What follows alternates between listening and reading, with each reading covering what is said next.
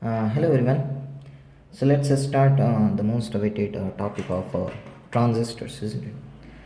That's the only thing which is like a bit ambiguous in studying.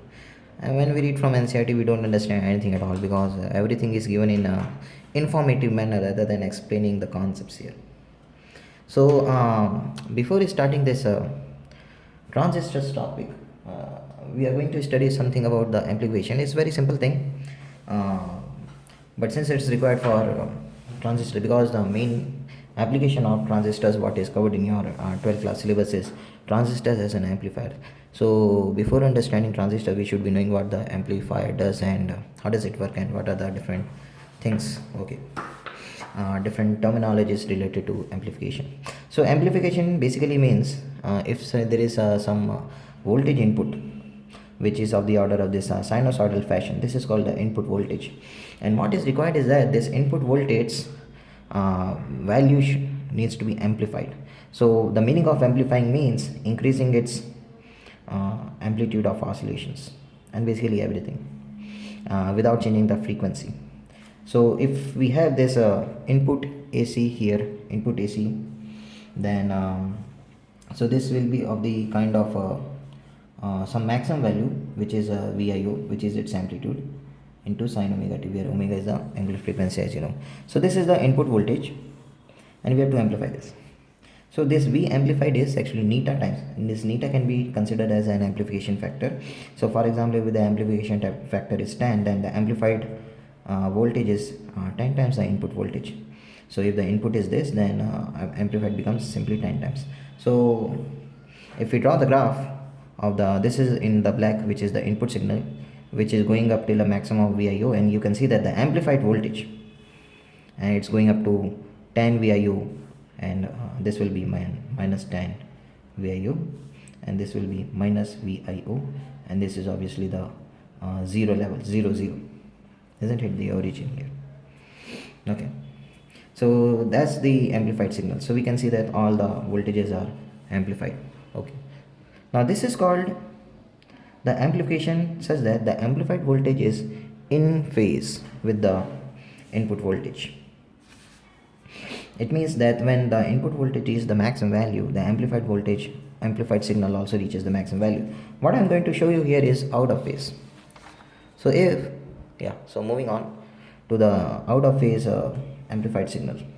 So if the input voltage is of the form of again VIO sine omega t, then the output is obviously it is neta times, which is like, say for example 10 times here. So that's fine, but there is a phase difference of pi, which means if the argument of the sine function of input voltage is simply omega t, then the argument of the amplified voltage is not omega t, it's omega t plus pi, and we know that sine of omega t plus pi is minus sine omega t. So there comes a negative, which means that when sine omega t becomes 1 here and Vi reaches VIO, then V amplified reaches minus 10 VIO. So when input reaches maximum, amplified reaches actually the minimum value, and when the input becomes maximum negative, amplified becomes maximum positive. This is called the out of phase amplification. So if we draw the graph, this is the input here.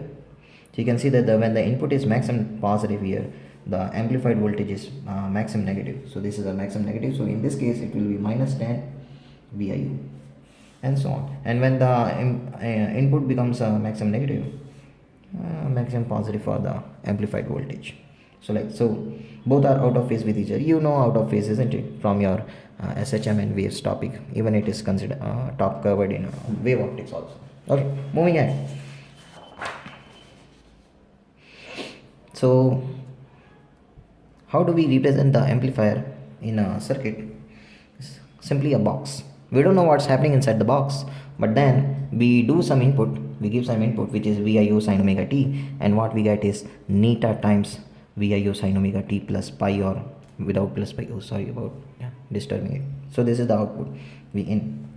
Now there is a problem with some kind of amplifiers. What is the problem is that they don't accept the negative values of the input voltage. We know that our input voltage is sinusoidal, isn't it? So this is what our input voltage is here. So for the half of the cycle this is positive, but for the remaining half cycle this is negative. So some amplifiers, they don't work when this is like a negative input is given, so they simply doesn't return anything. So output is basically 0 here. So they do amplify the positive cycle like this is amplified to a higher value, but then this negative is simply made 0, and again when it becomes positive, again they will amplify again 0, like that. So some amplifiers, they accept only the positive values of input voltage and amplify them. What to do in that case? Our bipolar junction transistor, the BJTs, are also one of these kind of amplifiers. So what we do is a very important thing which is called DC biasing. So let's study about this. Yeah, so this is out of phase. So same thing here, accepting the positive value of the input voltage and returning a out of phase amplified voltage, but then it is not accepting the negative input. This is made simply, so for this negative input the output is simply 0, and then again for the positive input we are returning a out of phase amplified voltage, isn't it? It doesn't matter actually whether we get out of phase or in phase. We are just concerned with the amplification most of the time, because this happens so fast, isn't it? So to solve this problem, this problem here of returning 0 voltage, to solve this problem what we use is a DC biasing. So what is this DC biasing? To this amplifier we don't simply input this Vi here.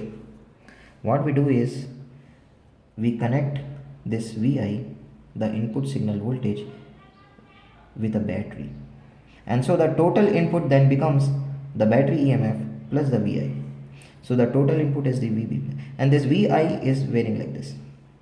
So with the help of this we make sure that the input voltage is always positive, isn't it? Even when this sin omega t becomes maximum negative, which means -1, and this VIO sin omega t becomes minus VIO, still this total input voltage will be greater than 0, and it will be VB minus VIO, and that will also be positive because we will choose a battery of EMF greater than the VIO. So that is what is written over here. So our this is the total input voltage. So this total input voltage here, what is the maximum value of this when sin omega t becomes 1? And so it becomes VB plus VIO, and then the minimum value is VB minus VIO when sin omega t becomes minus. So it is varies between VB minus VIO to VB. So if we draw the graph of the net input voltage across the amplifier with respect to time, so its normal value without any fluctuations will be simply VB.